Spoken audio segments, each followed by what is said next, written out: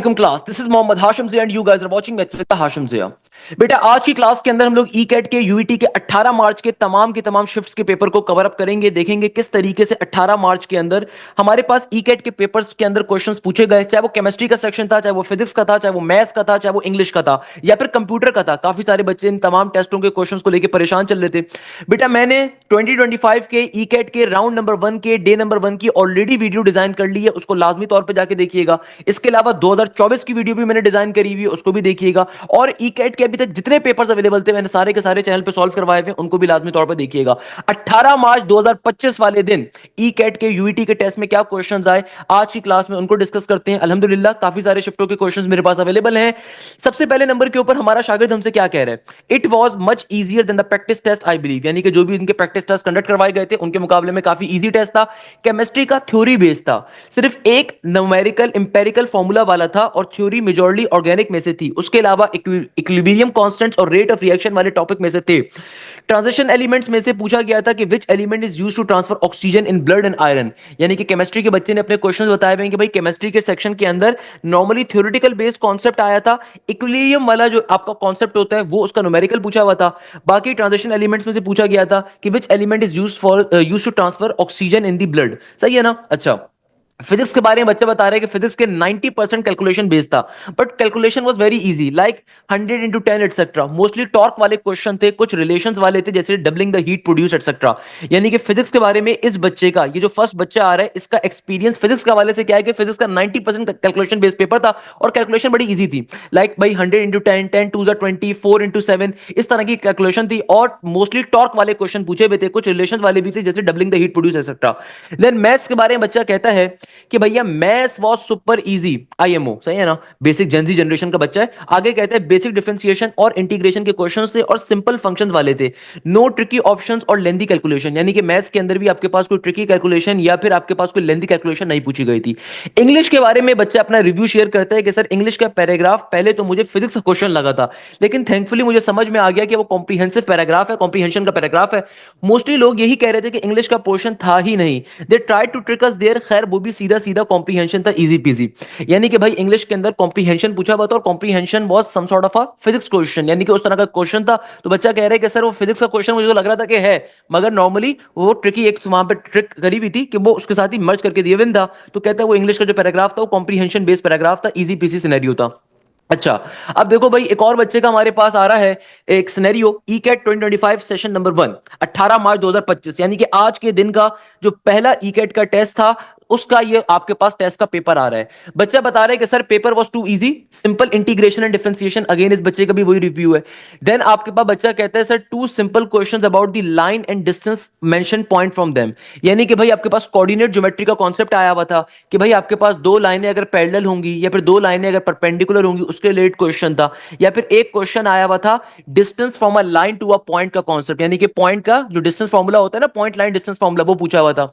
2 by 2 का matrix given था और determinant of 4a was asked. ये इंपॉर्टेंट क्वेश्चन है, इसको मार्क कर लो, मैं इसको सॉल्व करवा देता हूं। बेटा देखो ये कॉन्सेप्ट क्या होता है, में बच्चा बता रहा है कि सर 2 by 2 का मैट्रिक्स गिवन था और हमें डिटरमिनेंट ऑफ 4a निकालना था।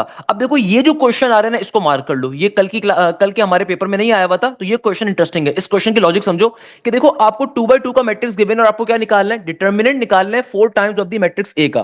देखो इस क्वेश्चन की लॉजिक क्या होती है, मैं आपको लॉजिक समझाता हूं। मैं आपको इसका एक प्रैक्टिस क्वेश्चन दिखाता हूं, ये भी अगेन ईकेट के पेपर्स में आया हुआ था कि भाई मैं आपसे कहता हूं कि मेरे पास एक मैट्रिक्स है, इसका डिटरमिनेंट आ रहा है फॉर एग्जांपल 5 के बराबर। मैं कहता हूं कि मैट्रिक्स है, इसका डिटरमिनेंट आ रहा है 5 के बराबर, और ये जो मैट्रिक्स है ना ये 3 by 3 का मैट्रिक्स है। मैं आपको एक एग्जांपल दिखा रहा हूं कि भाई मेरे पास एक मैट्रिक्स है, उसका डिटरमिनेंट है 5 के बराबर और ये मैट्रिक्स कैसा है, 3 by 3 का।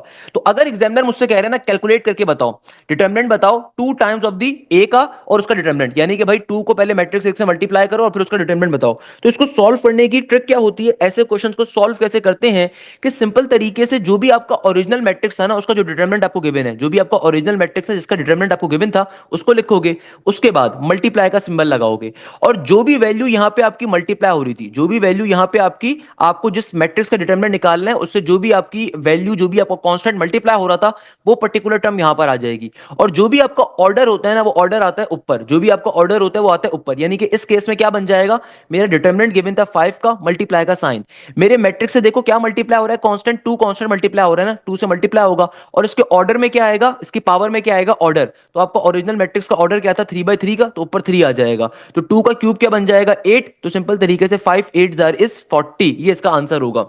लेट सपोज मैं कहता हूं कि भाई यहां पे आपको 2/2 का जो मैट्रिक्स गिवन था, मैं कंसीडर कर लेता हूं कि लेट सपोज 2/2 का मैट्रिक्स आपको गिवन था फॉर एग्जांपल 3 के बराबर। तो एग्जामिनर अगर कह रहा है ना कि 2/2 का मैट्रिक्स है और आपको निकालना क्या है, डिटरमिनेंट 4 टाइम्स ऑफ ए का, तो कैसे निकालोगे, देखो जो भी आपके पास पर्टिकुलरली आपका ओरिजिनल डिटरमिनेंट गिवन है उसको लिखो, मल्टीप्लाई का साइन, जो भी टर्म आपके मैट्रिक्स से मल्टीप्लाई हो रही है उसको लिखोगे, और पावर में ऑर्डर। तो आपको एग्जामिनर ने क्या बताया, मैट्रिक्स का ऑर्डर क्या है, 2/2 का, तो ऊपर 2 आ जाएगा, सही है। तो क्या बन गया, 4 का स्क्वायर इज 16, और सिंपल तरीके से आपने क्या करना है, 16 को 3 से मल्टीप्लाई। और हम सबको ये बात मालूम है 16 3 क्या होता है, 48 के बराबर। तो मेरा आंसर क्या आ जाएगा, 48 के बराबर। ये बड़ा इंपॉर्टेंट एक क्वेश्चन होता है मैट्रिसेस के अंदर, ये बहुत आता है। नेक्स्ट क्वेश्चन में एग्जामिनर कह रहा है simple addition of 2/2 matrix with its transpose. भाई इस तरह के क्वेश्चन को हमने कल भी देखा था, ये कल भी क्या कह रहा है, 4 terms of AP were given and the 8वीं टर्म वाज आस्क्ड, यानी कि 8 term was asked, simple question है। नेक्स्ट क्वेश्चन में एग्जामिनर कह रहा है sum of AP was asked, इसका क्वेश्चन आया हुआ था, सही है। एक और क्वेश्चन में बच्चा बता रहे हैं कि 2 students from a class of 20 were to be selected, 20 combination 2, इस क्वेश्चन को हमने कल भी सॉल्व किया था। Coefficient of the term containing x square, इसको भी हमने कल सॉल्व किया था, सिंपल जो बायनॉमियल सीरीज वाला क्वेश्चन था, आपको एक्स स्क्वायर का कोफिशिएंट कैलकुलेट करना था, सिंपल सी चीज है, कोई मुश्किल बात नहीं है। अच्छा भाई, नेक्स्ट क्वेश्चन भी कल वाला रिपीट हो रहा है कि simple trigonometry tangent theta was given and sine theta was asked, इस क्वेश्चन को भी हमने कल की क्लास में देखा था। एक और क्वेश्चन बच्चा कह रहा है लिमिट एक्स अप्रोच करी थी 0 के ऊपर, sine square x divided by x square, इस क्वेश्चन को भी हमने कल की क्लास में सॉल्व किया था। तो ये सेम 4-5 क्वेश्चन तो रिपीट हो रहे हैं हमारे पास, जो कल की क्लास में भी आए थे। अच्छा, नेक्स्ट क्वेश्चन हमारे पास जो पोर्शन आ रहा है फिजिक्स का आ रहा है। फिजिक्स के बारे में बच्चा कहता है paper was very easy, nothing was asked from AC, induction etcetera, यानी कि आपके पास एसी से और इंडक्शन से कोई भी चीज पूछी नहीं गई थी जितनी ज्यादा नस में पूछी जा रही होती है।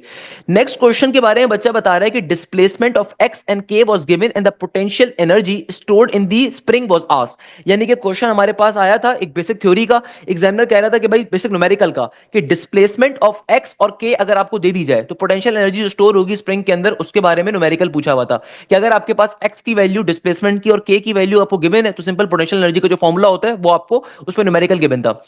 देन हमारे पास क्वेश्चन आया था Newton second law related to external force with the rate of change of momentum, यानी कि इसका क्वेश्चन हमारे पास यूईटी के अंदर ही पूछा हुआ था कि भाई Newton second law relates external force with the rate of change of momentum in a perfect elastic collision both momentum and के ई आर कंजर्व्ड, इसका आपके पास क्वेश्चन आया हुआ था। Projection of vector A on B, ये तो भाई maths में भी क्वेश्चन आया था। What is true about work, energy principle है क्या है, तो इसके रिलेटेड फिजिक्स के अंदर क्वेश्चन आया हुआ था। नेक्स्ट क्वेश्चन बच्चे का एक न्यूमेरिकल बेस कि भाई if the distance between the earth and sun is doubled then the duration of year in days will be dash, यानी कि अगर अर्थ और सन के दरमियान का डिस्टेंस डबल कर दिया जाए तो भाई आपके पास जो एक साल की ड्यूरेशन होगी, साल के जो दिन होंगे वो कितने ज्यादा इंक्रीज कर जाएंगे। तो भाई आपके पास अभी 365 दिन होते हैं, अगर सूरज के दरमियान और अर्थ के दरमियान का डिस्टेंस हम इंक्रीज कर दें, डबल कर दें, अभी जो डिस्टेंस को डबल कर दें, तो भाई आपका एक साल में कितने दिन फिर एग्जिस्ट करेंगे। Output of a machine ratio पूछा हुआ था, इसका क्वेश्चन पेपर में आया हुआ था, सही है ना। तो ये हमारे पास एक और बड़े बेहतरीन बच्चे के क्वेश्चंस आए हुए थे। अगेन मैं हमेशा बात एक कहता हूं कि भाई जितने बच्चों के क्वेश्चंस उन्होंने शेयर करें, इनको लाजमी तौर पे दुआओं पे याद रखें, they are a very wonderful kids कि उन्होंने आपके लिए अपने क्वेश्चंस को लिख के शेयर किया। मेरे पास आ रहा है, ये आ रहा है हादिया का। Hadiya was from my batch number 2, one of my wonderful kid. तो इस बच्ची ने अपने तकरीबन 29 क्वेश्चन लिख के शेयर किए हैं, तो अभी जरा इनको भी सॉल्व कर लेते हैं। सेकंड नंबर के ऊपर जैसे मैंने पहले भी कहा था, बेटा इन बच्चों को स्पेशली अपनी दुआओं में आपने याद रखना है, ये बहुत अच्छे बच्चे हैं कि उन्होंने एटलीस्ट आप लोगों के लिए अपने रिव्यूज को लिख के शेयर किया है। तो भाई ये सारी की सारी चीजें मैंने आप लोगों को बैचेस में पढ़ाई भी, अल्हम्दुलिल्लाह इन बच्चों का रिव्यूज भी यही है कि देखो भाई हमारे टेस्टों के अंदर सर वही क्वेश्चन आए जो हमने आपको पर्टिकुलरली पढ़ाए हुए थे। किंजा रहमान जैसे मेरी बैच नंबर 1 की स्टूडेंट थी, इन्होंने यही कहा कि भाई आपने जो कल की वीडियो अपलोड करी थी उसी में से सारे के सारे एमसीक्यूज पेपर के अंदर रिपीट कर रहे थे, आ रहे थे। तो भाई ये तमाम चीजें बेटा मैंने ऑलरेडी आपको बैचेस के अंदर पढ़ाई भी हैं। अगर आपकी तैयारी अच्छी नहीं थी या आप डिसीव हो गए या आप अच्छे तरीके से तैयारी कवर नहीं कर सके, तो मैं लाजमी तौर पर रिकमेंड करूंगा बेटा न्यू बैच हमारा स्टार्ट स्टार्ट हो रहा है 23 मार्च से। इस बैच का लाजमी तौर पे हिस्सा बनिए। इस बैच की सबसे खास बात यह होती है कि इस बैच में ना सिर्फ आपकी यूईटी के राउंड 2 की तैयारी होगी, बल्कि साथ साथ नस्ट की, फास्ट की, जीआईकेआई की, एनईडी की, कॉमसेट्स की, तमाम पाकिस्तान की टॉप यूनिवर्सिटीज की तैयारी कवर करवाई जाएगी। आपको अलग से फीस देने की जरूरत नहीं है। इसी बैच के अंदर हम आपकी हर चीज कवर करवाएंगे from the basic to the advance. आपकी चाहे आप नस्ट बिजनेस स्कूल में अप्लाई कर रहे हो, या आईबी में अप्लाई कर रहे हो, या किसी बिजनेस यूनिवर्सिटी में अप्लाई कर रहे हो, या पाकिस्तान की किसी इंजीनियरिंग यूनिवर्सिटी में अप्लाई कर रहे हो, इस बैच के अंदर आपकी हर चीज की तैयारी कवर होगी। चाहे वो फिजिक्स है, चाहे वो मैथ्स है, चाहे वो इंग्लिश है, चाहे वो केमिस्ट्री है या कंप्यूटर है, चाहे वो क्वांटिटेटिव मैथ्स है, चाहे वो बिजनेस मैथ्स है, चाहे वो बिजनेस की इंग्लिश है, चाहे वो आपके पास एनालिटिकल रीजनिंग है, आईक्यू है। इस बैच में आपको मल्टीपल टाइम कोर्स रिवाइज करवाया जाएगा। ना सिर्फ ये, बल्कि आपको आपके एफएससी के पेपर के दरमियान गैप भी दिया जाएगा, ताकि आप आराम से अपने एफएससी के पेपर्स के ऊपर फोकस कर सको। और साथ साथ आपका कोर्स मल्टीपल टाइम रिवाइज होगा। तो अगर आपने पहले कोर्स पढ़ा था, उस कोर्स को हम दोबारा भी रिवाइज करवाएंगे, जब तक कि आपकी इन तमाम यूनिवर्सिटीज के टॉप यूनिवर्सिटीज के टेस्ट कंडक्ट नहीं हो जाते टिल अगस्त तक। हम बार बार आपको चीजों को रिवाइज करवाएंगे बेसिक टू दी एडवांस। तो लाजमी तौर पे बैच का हिस्सा बनिए। खैर, नेक्स्ट क्वेश्चन पे मूव करते हैं। नेक्स्ट क्वेश्चन में एग्जामिनर कह रहा है 5x² प्लस का 10x प्लस का 5 इक्वल टू 0, तो सम ऑफ रूट्स निकालना है। तो भाई बेसिक कॉन्सेप्ट है आपके पास। देखो इस क्वेश्चन की लॉजिक क्या है, एग्जामिनर क्या कह रहा है, हमारे पास क्वेश्चन क्या आ रहा है, क्वेश्चन आ रहा था 5x², आगे आ रहा है प्लस का 10x प्लस का 5, हमें सम ऑफ रूट बताना है। तो बेटा देखो a किसके बराबर होता है, a कहते हैं स्क्वायर बेस्ड टर्म के कोफिशिएंट को, b आपके पास क्या होता है सिंगल पावर वाले वेरिएबल के कोफिशिएंट को, c कहते हैं आपके कांस्टेंट को। सम ऑफ रूट्स अगर निकालना है तो सम ऑफ रूट निकालने का formula alpha plus beta is equal to minus का b डिवाइडेड बाय a। तो माइनस का साइन b की वैल्यू 10 के बराबर है, a की वैल्यू 5 के बराबर है, 5 2 10 हो जाएगा। तो मेरे पास सम ऑफ रूट की वैल्यू आ गई -2 के बराबर। नेक्स्ट क्वेश्चन में एग्जामिनर कह रहा है sum of the first 10 terms, और आपको आगे एक जो टर्म गिवन है वो कैसी गिवन है, सीक्वेंस आपके पास क्या आ रहा है, हमारे पास सीक्वेंस गिवन है 1 4 7 10, सही है। और आपसे एग्जामिनर कह रहा है स्टार्टिंग की 10 टर्म्स का क्या बताओ भैया, सम बताओ। अब देखो भाई पहले तो यहां पे चेक करो कॉमन डिफरेंस सिमिलर है कि कॉमन रेशो। मुझे साफ तौर पे दिख रहा है यहां पे कॉमन डिफरेंस सिमिलर होगा, क्योंकि देखो 4 में से 1 निकालूंगा तो क्या बचेगा, 3 बचेगा। 7 में से 4 को माइनस करोगे तब भी 3 बचेगा। 10 में से 7 निकालोगे तब भी 3 बचेगा। यानी कि इस सीक्वेंस के अंदर कॉमन डिफरेंस आपका क्या है, 3 के बराबर। ए यानी कि फर्स्ट टर्म बराबर है 1 के, और चूंकि आपको कहां तक का सम निकालना है, 10 टर्म्स तक का, आपको 10 टर्म्स तक का सम निकालना है। तो सिंपल सम निकालने के फॉर्मूले को इस्तेमाल करोगे, S N is equal to N divided by 2, और ब्रैकेट के अंदर क्या आ जाएगा, 2a प्लस का n माइनस का 1 इंटू डी का डी। सिंप्लीफाई करवा दो, आंसर आ जाएगा। n की वैल्यू बेटा बराबर है 10 के, नीचे आ गया 2 का 2, यहां पे आ जाएगा 2 का 2, a बराबर है 1 के। फर्दर सिंप्लीफाई करवाने पे लेके जाओगे, प्लस का साइन n बराबर है किसके, 10 के, तो 10 माइनस का 1, और कॉमन डिफरेंस क्या है, 3 का। अच्छा भाई सिंप्लीफाई कैसे करवाओगे, 10 डिवाइडेड बाई 2 का मतलब है 5, और यहां पे आ जाएगा 2 का 2, 10 में से 1 गया तो ये आ जाएगा 9 इंटू 3 के बराबर। सिंप्लीफाई करवा दो भाई, 3 9 इज 27, 27 में 2 का इजाफा करोगे तो क्या बनेगा, 28, 29 को सिंपल 5 से मल्टीप्लाई कर दो तो ये बन जाएगा 5 9 इज 45, 5 9 इज 45 का 5 4 कैरी, 5 2 10, और 10 में 4 का इजाफा तो ये बन जाएगा आपके पास 14। यानी कि सिंपल तरीके से क्या आंसर आ गया, सिंपल तरीके से हमारे पास आंसर आ जाएगा 145 के बराबर। किसके बराबर आ जाएगा, 145 के बराबर। इस तरीके से क्वेश्चन क्या हो गया हमारा, ये सॉल्व हो गया। नेक्स्ट क्वेश्चन जो हमारे पास आ रहा है, ये एक्जैक्टली सेम क्वेश्चन आ रहा है, कल की क्लास में सॉल्व करवाया था। आपको मैट्रिक्स गिवन है, एग्जामिनर कह रहा है कि matrix B plus B transpose, यानी कि पहले आप बी ट्रांसपोज निकालोगे, बी ट्रांसपोज निकालने के बाद इसको इस मैट्रिक्स में ऐड करवा दोगे। तो मैंने एक क्वेश्चन आपको कल की क्लास में भी करवाया था। नेक्स्ट क्वेश्चन में एग्जामिनर कहता है कि भाई तुम्हारे पास एक मैट्रिक्स ए आ रहा है, आपके पास क्या आ रहा है बेटा, एक मैट्रिक्स ए आ रहा है, इसको आइडेंटिटी मैट्रिक्स से मल्टीप्लाई करना है। हमेशा याद रखिएगा, दुनिया में किसी भी मैट्रिक्स को अगर आप आइडेंटिटी से मल्टीप्लाई करते हो तो आंसर क्या आता है, आंसर आपके पास वापस से ओरिजिनल मैट्रिक्स ही आता है। तो अगर मुझे कभी भी दुनिया के अंदर किसी भी मैट्रिक्स को, दुनिया में अगर आपको किसी भी मैट्रिक्स को आपको आइडेंटिटी मैट्रिक्स से मल्टीप्लाई करना है, तो सिंपल तरीके से आंसर क्या आएगा, आंसर आपके पास वापस ओरिजिनल मैट्रिक्स आएगा। बेसिक प्रॉपर्टी होती है, तो सॉल्व करने की जरूरत भी नहीं है। नेक्स्ट क्वेश्चन अगेन रिपीट कर रहा है कि भाई इंटीग्रेशन कॉस स्क्वायर 2x वाला, भाई ये आज के जो आपके पास यूईटी का टेस्ट हुआ था उसके क्वेश्चंस हैं, तो कल का क्वेश्चन दोबारा से रिपीट कर रहा है। तो भाई मैंने आपको इसकी शॉर्टकट सिखाया था कि इंटीग्रेशन कॉस स्क्वायर 2x को विद इन सेकंड्स पे कैसे सॉल्व करोगे। भाई ये शॉर्टकट आपको बड़े से बड़े किसी बेकार कोचिंग में नहीं मिलेगा, किसी बेकार बंदे के पास से नहीं मिलेगा। इसकी शॉर्टकट क्या होती है, कभी भी कॉस या साइन पे स्क्वायर आ रहा हो, सिंपल 1/2 लिखो, यहां पे x का x लिखो। अगर कॉस स्क्वायर है या कॉस का फंक्शन आ रहा है तो प्लस का साइन आएगा, 1/2 का 1/2। जो भी आपका एंगल आ रहा है उसको 2 से मल्टीप्लाई करो, 2 2 4 बन गया। ऊपर जाओ, साइन को लिखो, जो भी वैल्यू यहां ब्रैकेट में लिखी थी उसको सिंपल तरीके से एंगल के साथ लिख दो, प्लस का सी आंसर आ गया। That's the logic here. Next question में एग्जामिनर कह रहे हैं टेंजेंट थीटा की वैल्यू गिवन है 1/2 के बराबर, तो बताइए sign theta plus cos theta क्या होगा। सेम क्वेश्चन कल की क्लास में सॉल्व करवाया था, कोई मुश्किल चीज नहीं है भाई। टेंजेंट थीटा की वैल्यू 1/2 गिवन है, कैसे सिंप्लीफाई करोगे भाई। हमें पता है some people have curly brown hair they painted black, तो यहां से आपके पास देखो टेंजेंट थीटा की वैल्यू गिवन है, तो आपको पेंट भी मिल गया ब्लैक भी मिल गया, यानी कि परपेंडिकुलर की वैल्यू भी आ गई किसके बराबर 1 के, और बेस की वैल्यू आ गई 2 के बराबर। तो पाइथागोरस थ्योरम को अप्लाई करके हाइपोटेन्यूज निकाल लो। Once you have the value of hypotenuse, चलो मैं करके भी बता देता हूं कैसे निकालोगे भाई। सिंपल तरीके से Pythagoras theorem H square is equal to P square plus B square, P का स्क्वायर 1 का स्क्वायर 1 और बी का स्क्वायर क्या हो जाएगा 2 का स्क्वायर 4। तो मेरे पास एच की वैल्यू किसके बराबर आ जाएगी, एच स्क्वायर आएगा 4 प्लस का 1 5, हमें चूंकि एच चाहिए तो अंडर रूट लेना पड़ेगा, तो एच की वैल्यू आ गई अंडर रूट 5 के बराबर। आपको निकालना क्या है, sine theta plus cos theta. देखो भाई आपको क्या कैलकुलेट करना है, साइन थीटा प्लस का कॉस थीटा। साइन थीटा क्या होता है, some people have, cos theta क्या होता है, कर्ली ब्राउन हेयर। तो बेटा पी किसके बराबर है, पी बराबर था मेरे पास 1 के और हाइपोटेन्यूज बराबर है √5 के। बेस किसके बराबर थी, बेस बराबर थी 2 के और हाइपोटेन्यूज इसके बराबर था अगेन √5 के। इसको अब आप सिंप्लीफिकेशन करवा दो इसकी, तो क्या बन जाएगा, नीचे अंडर √5 चूंकि एलसीएम सिमिलर है एक बार लिखा जाएगा, और यहां पे क्या हो जाएगा बेटा 2 प्लस का 1 ये आ जाएगा 3। अब देखो भैया हो सकता है ये आपका आंसर ना हो, क्योंकि कभी भी आपके पास डिवीजन में अगर अंडर रूट एग्जिस्ट कर रहा है तो वो सॉल्वेबल नहीं होता। हम क्या करते हैं उसको सिंप्लीफाई करवाने के लिए रैशनलाइज करवाएंगे, √5 से मल्टीप्लाई √5 से डिवाइड, तो ऊपर आ जाएगा सिंपल 3 √5 और नीचे आ जाएगा √5 5 के बराबर। तो ये इस क्वेश्चन का फाइनल आंसर होगा। नेक्स्ट क्वेश्चन में एग्जामिनर कह रहा था कि भाई तुम्हारे पास डेरिवेटिव लेना है ln। भाई ये क्वेश्चन क्या लिखा हुआ है मैं आपको लिख के बता देता हूं। देखो बच्चों पे नाराज मत होइएगा कि सर क्वेश्चन समझ में नहीं आ रहा, भाई मैं तभी बार बार क्वेश्चन को पढ़ भी रहा होता हूं। बड़ी बात है कि बच्चों ने अपने क्वेश्चन को शेयर किया हुआ मेरे कहने पे। अब देखो इस क्वेश्चन को सॉल्व करने का तरीका क्या है, ln x square plus 6x plus 8 को, भाई ln का डेरिवेटिव में फॉर्मूला क्या होता है, जो भी आपका फंक्शन आ रहा है उस फंक्शन को एज इट इज एक दफा नीचे लिखोगे। ln का डेरिवेटिव में फॉर्मूला क्या होता है, जो भी आपका फंक्शन आ रहा है उस फंक्शन को आपने एज इट इज एक दफा नीचे लिखना है। तो मेरा फंक्शन क्या था, एक्स स्क्वायर प्लस का 6x और आगे क्या है, आगे आ रहा है प्लस का 8। सही है, बात यहां पे खत्म नहीं होगी, बात बढ़ेगी आगे। अब ऊपर जाके फंक्शन का डेरिवेटिव लोगे तो एक्स स्क्वायर का डेरिवेटिव 2x हो गया और प्लस के 6x का डेरिवेटिव प्लस का 6 हो गया, तो ये आपका आंसर आ गया फाइनली। नेक्स्ट क्वेश्चन में एग्जामिनर कह रहा था कि एफ एक्स की वैल्यू अगर बराबर है 2x प्लस 3 के, तो बताइए f इंटू 4 क्या होगा। यानी कि जो भी आपका फंक्शन आ रहा है यहाँ पे जहां जहां x आ रहा है 4 को डाल दीजिए, तो क्या बन जाएगा बेटा f इंटू 4, ये आ जाएगा सिंपल 4 2 जार 8 और 8 प्लस का 3, 8 में 3 का इजाफा करोगे 11 के बराबर। क्वेश्चन सॉल्व हो गया।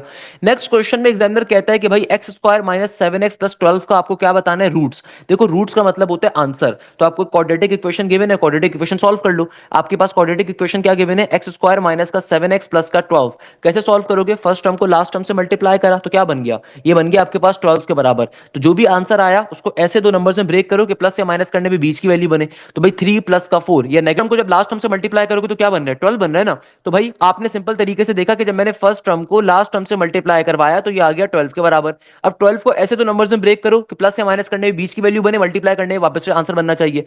तो भाई 7 कब बनेगा, 3 और 4। सही है, तो क्या बन गया, एक्स स्क्वायर माइनस का 4x माइनस का 3x आगे आ गया प्लस का 12। सही है, तो यहां से आपके पास x अगर कॉमन लोगे तो एक फैक्टर आ गया x माइनस का 4, यहां से नेगेटिव का 3 कॉमन लो तो एक फैक्टर आपके पास x माइनस 4। तो अगेन मेरे पास एक फैक्टर आ गया x माइनस का 3 और एक फैक्टर आ गया x माइनस का 4। तो यानी कि मेरे पास एक रूट की वैल्यू क्या आएगी, x की एक वैल्यू होगी 3 के बराबर और x की एक वैल्यू होगी 4 के बराबर। तो रूट्स का मतलब होता है आंसर। सही है ना, बेसिक वे में सॉल्व हो गया। नेक्स्ट क्वेश्चन में एग्जामिनर आपसे कह रहा है, अगेन ये क्वेश्चन मैंने कल की क्लास में सॉल्व करवाया हुआ है अल्हम्दुलिल्लाह। बेटा मैंने जो आपको लेक्चर कल अपलोड करा था ना, मैंने बड़ी मेहनत से अपलोड करा था। तो भाई मैंने आपके सामने सिर्फ क्वेश्चन नहीं लिखे थे, मैंने एक एक चीज सॉल्व करवाई थी। अब देखो ये सेम क्वेश्चन कल वाला आ रहा है, तो इसको सॉल्व करने की लॉजिक क्या है, आपसे एग्जामिनर कह रहे हैं 7 की पावर में x प्लस का 2 इक्वल टू के बाद 49 की पावर में x माइनस का 1। तो 49 क्या होता है, 49 होता है 7 का स्क्वायर पावर में x माइनस का 1। मैथ्स का बेसिक कॉन्सेप्ट है, इक्वल टू के आमने सामने अगर बेसिस सेम होंगी तो पावर इक्वेट हो जाएंगी। तो ये बन जाएगा x प्लस का 2 is equal to 2x minus का 2। क्योंकि देखो ना बेटा मैथ्स का बेसिक कॉन्सेप्ट है, कभी भी इक्वल टू के आमने सामने अगर बेसिस सेम होंगी तो पावर्स भी आपस में क्या होती हैं, सिमिलर। तो यहाँ पे आपने इनको सिमिलर करना है, तो आपकी वैल्यूज क्या हो जाएंगी, आंसर आ जाएगा सिंपल तरीके से। प्लस का एक्स वहां पे जाएगा, माइनस का एक्स बन जाएगा, माइनस का 2 जब यहाँ पर आएगा तो प्लस का 2 बन जाएगा, तो 2x माइनस का एक्स सिंपल एक्स आ जाएगा, तो एक्स की वैल्यू 4 के बराबर आ गई। मैंने कल की क्लास में क्वेश्चन सॉल्व करवाया हुआ है भाई, ये बेसिक चीजें हैं अल्हम्दुलिल्लाह। मेरे बैच के बच्चे के लिए बहुत सिंपल है, ये जिस बच्चे ने मुझसे तैयारी करी है आपके लिए चीजें बहुत सिंपलीफाइड है, क्योंकि आप लोगों की तैयारी मैंने इससे बहुत अच्छे लेवल पे करवाई हुई है। नेक्स्ट क्वेश्चन अगेन रिपीट कर रहा है, आपके पास दो वेक्टर्स गिवन है, एग्जामिनर कह रहा है projection of A on to B निकालो। बेटा मैंने आपसे क्या बताया था, projection of A on to B कैसे निकालते हैं? देखो भाई, इस क्वेश्चन की लॉजिक क्या है? आपके पास एग्जामिनर कह रहा है दो वेक्टर्स गिवन है, projection of A on to B निकालो। तो मैंने आपको इसकी लॉजिक बताई थी, कभी भी अगर आपको ए ऑन टू बी की प्रोजेक्शन निकालनी है तो कैसे निकालते हैं? सबसे पहले ऊपर आप दोनों वेक्टर्स का करोगे डॉट प्रोडक्ट, और नीचे डिवीजन में जिस वेक्टर के ऊपर प्रोजेक्शन जा रही है सिर्फ उसका मैग्नीट्यूड लिया जाएगा। तो मैंने इस क्वेश्चन को कल सॉल्व करवाया था, अगर आप कहते हो तो मैं जल्दी से यहाँ पे सॉल्व भी करवा देता हूँ, सही है ना? मुझे कोई मसला नहीं है। तो भाई कैसे सॉल्व करोगे इस क्वेश्चन को? आप सबसे पहले इनका डॉट प्रोडक्ट ले लो। तो आपके पास क्या वेक्टर आ रहा है? आई प्लस का 2j, और यहां पर आ रहा है 3i माइनस का k।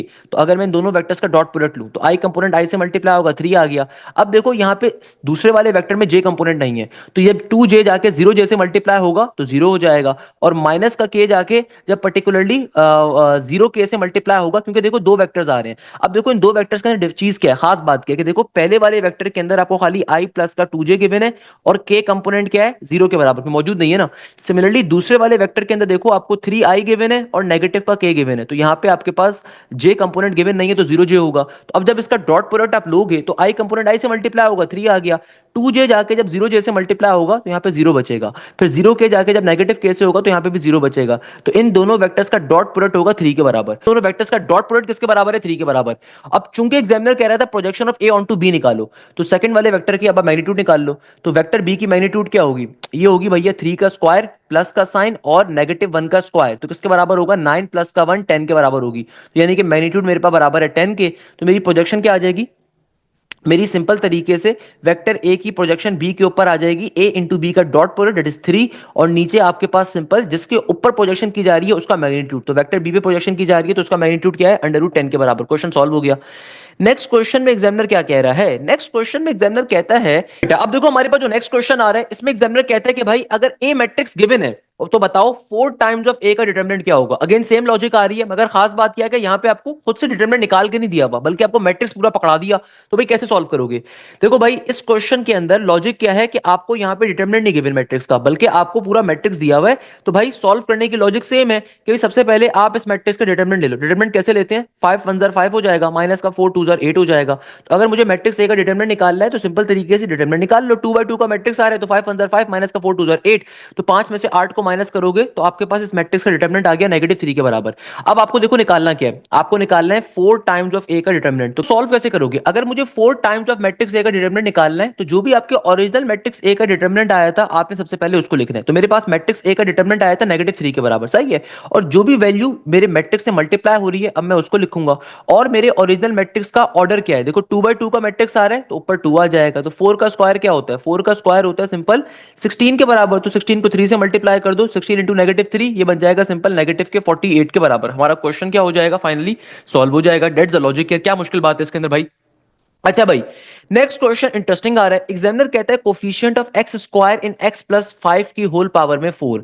अब देखो यहां पे ये जो क्वेश्चन है ये न्यू क्वेश्चन है, कल के पेपर में नहीं दिखा था मुझे। तो एग्जामिनर कह रहा है एक्स प्लस 5 की पावर में अगर 4 आ रहा है तो क्या कैलकुलेट करके बताओ कोफिशिएंट ऑफ एक्स स्क्वायर। यानी कि आपने बाइनोमियल थ्योरम को अप्लाई करते हुए क्या सॉल्व करना है? कोफिशिएंट ऑफ एक्स स्क्वायर को सॉल्व करना है। अब देखो इस क्वेश्चन को सॉल्व करने की लॉजिक क्या होगी, किस पैटर्न पे सॉल्व करोगे? Coefficient of X square. तो बेटा देखो सिंपल बाइनोमियल थ्योरम के अंदर हम सबको पता है बाइनोमियल थ्योरम अप्लाई करने का फॉर्मूला टी आर प्लस 1 किसके बराबर होता है? एन कॉम्बिनेशन आर, ए की पावर में एन माइनस का आर इंटू बी की पावर में आर। अब देखो हमारे पास यहां पे ए किसके बराबर है? फर्स्ट टर्म बराबर है एक्स के, बी किसके बराबर है? सेकंड टर्म बराबर है 5 के, और ये जो पावर होती है ये एन के बराबर है। तो असल मसला क्या होता है? असल मसला होता है आर का। भाई किस चीज का असल मसला होता है? आर का। अब देखो आर निकालने की अगेन एक मैथमेटिक्स शॉर्टकट है, मैं यकीन से कह सकता हूं आप बड़े से बड़े इंस्टीट्यूट में चले जाओगे आपको शॉर्टकट नहीं बताई जाएगी, क्योंकि देखो आर निकालने की एक ट्रिक होती है। एग्जामिनर कह रहा है कोफिशिएंट ऑफ एक्स स्क्वायर बताओ ना, तो आर निकालने का शॉर्टकट क्या है? आर निकालने का शॉर्टकट होता है R is equal to N into A minus का एम, और नीचे डिवीजन के अंदर क्या होता है? ए प्लस का बी, या फिर इसको ऐसे करके भी लिखते हैं R is equal to N into P minus का M divided by P plus का क्यू। इस फॉर्मूले को जहन में बिठा लो, ये बहुत इंपॉर्टेंट फॉर्मूला है। यहां पे एन का मतलब क्या है? आपकी पावर, सही है, नॉर्मल सी बात है। पी किसको कहते हैं? देखो पी कहते हैं फर्स्ट टर्म का जो वेरिएबल आ रहा है उसकी पावर। पी किसको कहते हैं? फर्स्ट टर्म का जो वेरिएबल आ रहा है ना उसकी पावर। क्यू किसको कहते हैं? क्यू कहते हैं सेकंड टर्म में अगर कोई वेरिएबल होगा तो उसकी पावर जो होगी ना, सेकंड टर्म का जो वेरिएबल होगा उसकी पावर को हम क्यू कहते हैं। एम किसको कहते हैं? एम एम कहते हैं रिक्वायर्ड पावर ऑफ एक्स को। एम किसको कहते हैं? रिक्वायर्ड पावर ऑफ एक्स को। ये बहुत इंपॉर्टेंट ट्रिक है। देखो आर निकालने का शॉर्टकट क्या होता है, कभी भी आपके पास ये एक्स स्क्वायर का कोफिशिएंट, एक्स क्यूब का कोफिशिएंट या इस तरह का क्वेश्चन आ जाए ना, तो आर निकालने का शॉर्टकट होता है। या फिर अगर आपके पास एग्जामिनर कह दे टर्म इंडिपेंडेंट ऑफ एक्स का क्वेश्चन आ रहा है, तो आर निकालने की ट्रिक होती है। क्या ट्रिक होती है? R is equal to N into P minus का M divided by P plus का क्यू। एन का मतलब आपकी बाइनोमियल टर्म की पावर, पी का मतलब होता है बाइनोमियल टर्म में जो फर्स्ट वेरिएबल आ रहा है उसकी पावर, क्यू का मतलब होता है बाइनोमियल टर्म में जो सेकंड वेरिएबल आ रहा है उसकी पावर, और एम का मतलब होता है रिक्वायर्ड पावर ऑफ एक्स का होना। तो अब देखो अगर मैं इसको सिंप्लीफाई करवाता हूं तो एन किसके बराबर है? 4 के। पी का मतलब क्या है? फर्स्ट टर्म के अंदर आपके पास जो इस बाइनोमियल टर्म के अंदर पहला वेरिएबल आ रहा है उसकी पावर, तो एक्स की पावर किसके बराबर होगी? 1 के। माइनस का साइन, एम क्या है? एम है रिक्वायर्ड पावर ऑफ एक्स। तो भाई मुझे रिक्वायर्ड पावर क्या चाहिए? कोफिशिएंट ऑफ एक्स स्क्वायर चाहिए ना। यानी कि मेरे पास जो मेरा रिक्वायर्ड पावर ऑफ एक्स है, तो रिक्वायर्ड पावर ऑफ एक्स इसके बराबर होगी एक्स स्क्वायर का मतलब है रिक्वायर्ड पावर ऑफ एक्स है 2 के बराबर, और नीचे पी प्लस का क्यू। तो पी क्या होता है? पी होता है बेटा फर्स्ट टर्म में जो वेरिएबल आ रहा है उसकी पावर, तो एक्स की पावर कुछ भी नहीं है तो 1 के बराबर है। क्यू कहते हैं सेकंड टर्म में जो वेरिएबल आ रहा है उसकी पावर। अब देखो इस क्वेश्चन में सेकंड टर्म में कोई वेरिएबल नहीं आ रहा, तो यहाँ पे यानी कि यहाँ पे जीरो आ जाएगा। सही है।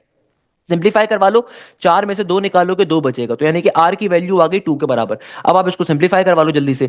कैसे करवाओगे? एन कॉम्बिनेशन आर, तो एन बराबर था 4 के कॉम्बिनेशन आर, आर बराबर है 2 के। ए किसके बराबर है? ए बराबर है एक्स के, पावर में आ जाएगा एन माइनस का आर यानी कि 4 माइनस का 2। बी किसके बराबर है? 5 के, पावर में क्या आ जाएगा? आर, आर बराबर है किसके? 2 के। तो 4 कॉम्बिनेशन 2 क्या होता है? ये होता है 4 फैक्टोरियल डिवाइडेड बाय 4 में से 2 गया, 2 फैक्टोरियल इंटू 2 फैक्टोरियल।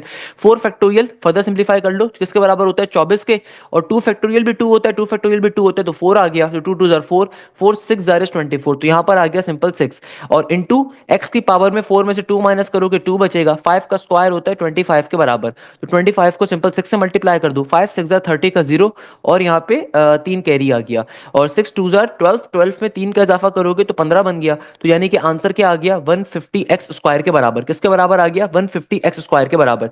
यानी कि कोफिशिएंट ऑफ एक्स स्क्वायर किसके बराबर है? 150 के। तो भाई ये जो शॉर्टकट मैंने आपको सिखाया है, शॉर्टकट बहुत इंपॉर्टेंट है। ये शॉर्टकट मैंने आपको अपने बाइनोमियल थ्योरम के लेक्चर्स में भी पढ़ाया हुआ है, लाइव क्लासेस में पढ़ाया हुआ है। बेटा ये मोस्ट इंपॉर्टेंट ट्रिक है। अक्सर टीचर यहाँ पे गलती क्या करते हैं, आपको नॉर्मल मेथड सिखा देंगे, जो बड़ा वाला मेथड होता है ना, अक्सर और पेशतर टीचर इसको उस मेथड पे सॉल्व करवा देते हैं। भाई उस मेथड पे सॉल्व नहीं करना, जिंदगी अजाब बन जाएगी। इस शॉर्टकट को जहन में रखो। देखो यहाँ पे एन क्या होता है? आपकी जो भी बाइनोमियल टर्म है उसकी पावर को एन कहते हैं। पी किसे कहते हैं? जो भी बाइनोमियल टर्म में फर्स्ट वेरिएबल आ रहा है ना उसकी पावर। फॉर एग्जाम्पल मैं आपको एग्जाम्पल दिखाता हूं।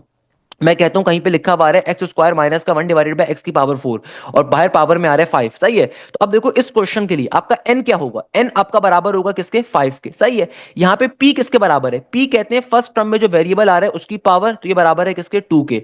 क्यू किसको कहते हैं? क्यू कहते हैं सेकंड टर्म में जो वेरिएबल आ रहा है उसकी पावर। सेकंड टर्म में वेरिएबल क्या आ रहा है? एक्स, तो उसकी पावर क्या है? 4। तो यहां पे क्यू किसके बराबर है? 4 के। तो याद रखिएगा इस ट्रिक को इस्तेमाल करने का। एम क्या होता है? एम कहते हैं रिक्वायर्ड पावर ऑफ एक्स को। तो अगर मुझे लेट सपोज इस क्वेश्चन में एक्स की पावर -3 का कोफिशिएंट निकालना है, तो मेरी एम की वैल्यू क्या हो जाएगी? -3 के बराबर। अगर मेरे पास टर्म इंडिपेंडेंट ऑफ एक्स का क्वेश्चन आ रहा है, तो इसका मतलब होता है एक्स की पावर 0, तो यानी कि मेरे पास एम की वैल्यू क्या हो जाएगी? 0 के बराबर, क्योंकि टर्म इंडिपेंडेंट ऑफ एक्स का मतलब क्या होता है? एक्स की पावर 0 होना। तो मेरे पास वहां पे रिक्वायर्ड पावर ऑफ एक्स क्या होगी? रिक्वायर्ड पावर ऑफ एक्स होगी 0 के बराबर, तो एम की जगह पे 0 आ जाएगा। तो ये ट्रिक मोस्ट इंपॉर्टेंट ट्रिक है, आपको कोई टीचर नहीं बताएगा। आपका कोई दोस्त किसी महंगे से महंगे कोचिंग में बैठा हो ना, उससे पूछेगा ट्रिक नहीं आती होगी, तो भाई उसको बताइएगा सर हाशिम ने बहुत तरीके से अपने लेक्चर्स में सारी बातें कवर करवाई भी हैं। तो लाजमी तौर पे आप न्यू बैच का हिस्सा बन सकते हो। अगर आप चाहते हो कि आपकी यूईटी के अंदर टॉप पोजीशन है, आप चाहते हो आपकी नस में पोजीशन है, फास्ट में पोजीशन है, अल्हम्दुलिल्लाह नस के अंदर 170 प्लस का स्कोर बेतहाशा बच्चे मेरे बैचेस से कर रहे होते हैं, 160 प्लस का स्कोर तो बहुत ही बच्चे कर रहे होते हैं। तो भाई मेरा न्यू बैच स्टार्ट हो रहा है 23 मार्च से, और इस बैच की खास बात क्या है कि बेटा इस बैच के अंदर आपको तमाम सब्जेक्ट्स लाइव पढ़ाए जाएंगे। ये नहीं होगा, ये फनकारी नहीं होगी कि एक ही बंदा फिजिक्स पढ़ा रहा है, एक ही बंदा केमिस्ट्री पढ़ा रहा है, एक ही बंदा मैथ्स पढ़ा रहा है, और माशाल्लाह से एक ही बंदा बायो पढ़ा रहा है। भाई ऐसा नहीं फनकारी होती। रिमेंबर दिस थिंग, आपके पास प्रॉपर पाकिस्तान की टॉप की डेडिकेटेड फैकल्टी होगी जो आपको एक एक चीज पढ़ाएगी, एक एक चीज गाइड करेगी, और बेसिक से एडवांस लेवल के ऊपर लेकर जाएगी। हर सब्जेक्ट की लाइव क्लासेस होती हैं, ना सिर्फ लाइव क्लासेस होंगी बल्कि साथ साथ उनकी रिकॉर्डिंग्स भी आपको प्रोवाइड की जाएंगी। थर्ड नंबर के ऊपर आपके प्रॉपर्ली टेस्ट कंडक्ट होते हैं, और उन टेस्टों पे प्रॉपर टाइमर लगा हुआ होता है, और ये टेस्ट बिल्कुल सेम पैटर्न के ऊपर होते हैं जैसे कि नस के, फास्ट के, यूईटी के। तभी मेरे बच्चे के लिए ये क्वेश्चन बड़े इजी हैं, क्योंकि आपको सारे क्वेश्चन से एडवांस लेवल के क्वेश्चन हमने क्वेश्चन सॉल्व करवाए हुए हैं, हमने आपको इससे एडवांस लेवल की कॉन्सेप्ट दिए हुए, तो आपके लिए चीजें बड़ी क्या है? आसान है। नेक्स्ट क्वेश्चन अगेन हमारे पास आ रहा है, if there are 20 students in a class, a teacher selected 2 students for participation. तो भाई इस क्वेश्चन को मैंने कल भी बताया था, सिंपल तरीके से 20 कॉम्बिनेशन 2 करोगे क्वेश्चन सॉल्व हो जाएगा। नेक्स्ट क्वेश्चन में एग्जामिनर कह रहे हैं distance from a point -1, 1 of a line 2x + 3y minus का 5 = 0। अब देखो इस क्वेश्चन की लॉजिक क्या है, एग्जामिनर कह रहा है कि भाई तुम्हारे पास एक पॉइंट गिवन है, वो पॉइंट है -1, -1। तो ये पॉइंट आपके पास क्या है बेटा, ये पॉइंट आपके पास आ रहा है सिंपल तरीके से आपका x1, y1, और आपको एक लाइन की इक्वेशन दी हुई है। तो भाई इस लाइन की इक्वेशन में ये आपका ए आ गया, एक्स कोफिशिएंट को ए कहते हैं, वाई कोफिशिएंट को बी कहते हैं, और कांस्टेंट हमारा सी होता है। तो मैं कि पॉइंट लाइन डिस्टेंस फॉर्मूला क्या होता है, ये होता है D is equal to modulus, simple तरीके से यहां पर आता है ए एक्स वन प्लस का बी वाई वन प्लस का सी वन, और नीचे डिवीजन के अंदर अंडर रूट का अंडर रूट, और यहां पर आता है बेटा ए स्क्वायर प्लस का बी स्क्वायर। इसी क्वेश्चन को सिंपलीफाई कर लेंगे जल्दी से, तो क्या बन जाएगा, ये हो जाएगा देखो ए किसके बराबर है, ए बराबर है 2 के, सही है ना। आगे x1 की वैल्यू क्या थी, -1 के बराबर, प्लस का साइन बी किसके बराबर है, बी बराबर है बेटा 3 के, और फिर y1 भी -1 के बराबर है। फिर देखो बेटा हमारे पास आगे आ रहा है सी यानी कि कांस्टेंट, तो सी किसके बराबर है, कांस्टेंट बराबर है नेगेटिव के 5 के, तो यहाँ पे नेगेटिव का 5 आ गया, और नीचे डिवीजन के अंदर अंडर रूट का ए स्क्वायर प्लस बी स्क्वायर। तो ए किसके बराबर है, ए बराबर है 2 का स्क्वायर, और बी किसके बराबर है 3 के, तो 3 का स्क्वायर हो जाएगा बेटा। तो क्या बन गया, ये हो गया सिंपल तरीके से 2 इंटू -1 नेगेटिव का 2, 3 इंटू -1 नेगेटिव का 3, और नेगेटिव का 5। और देखो 2 का स्क्वायर क्या होता है 4 के बराबर, और 3 का स्क्वायर क्या होता है 9 के बराबर। तो 4 प्लस का 9 ये आ जाएगा 13 के बराबर। फर्दर सिंप्लीफाई जरा इसको करो, तो -2 -3 ये तो नेगेटिव का 5 बन गया, -5 ये नेगेटिव का 10 बन गया।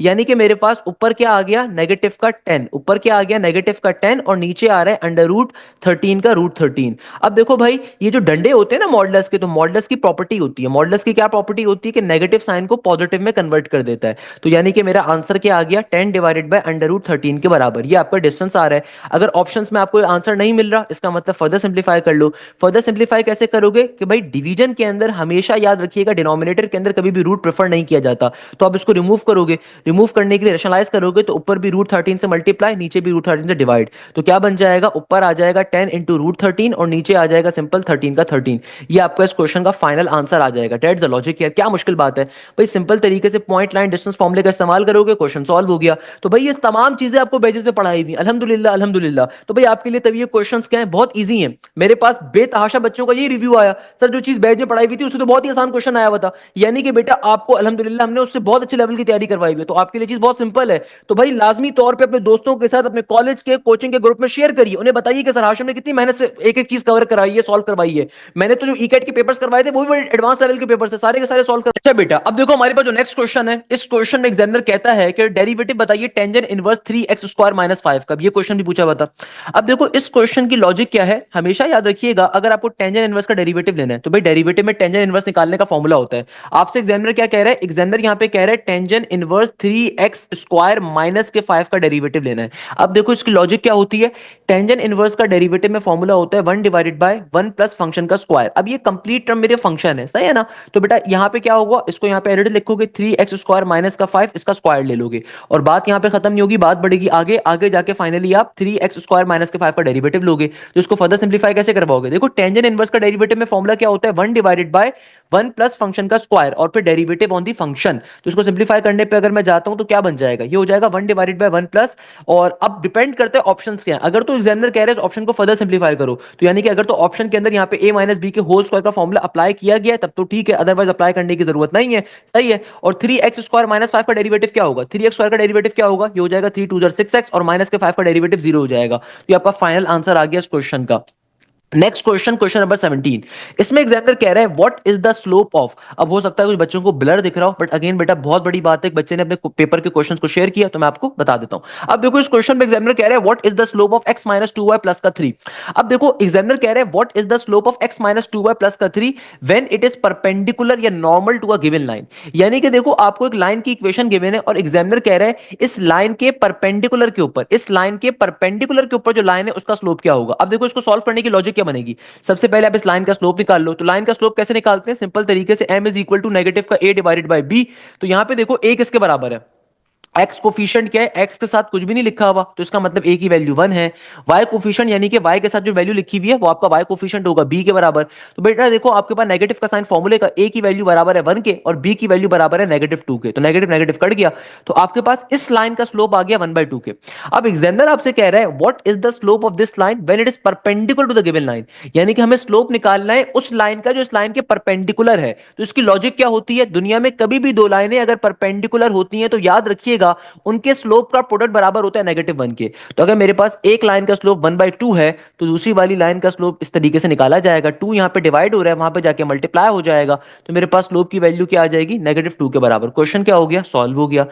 नेक्स्ट क्वेश्चन में एग्जामिनर कहता है अगर आपके पास, अच्छा एक क्वेश्चन यहां पे ब्लर हो रहा है, मुझे तो साफ दिख रहा है तो मैं आपको बता देता हूं। एग्जामिनर इस क्वेश्चन में कह रहा है 8वीं टर्म की वैल्यू बताओ अगर तुम्हारे पास सीक्वेंस आ रहा है 2, 5, 8, 11।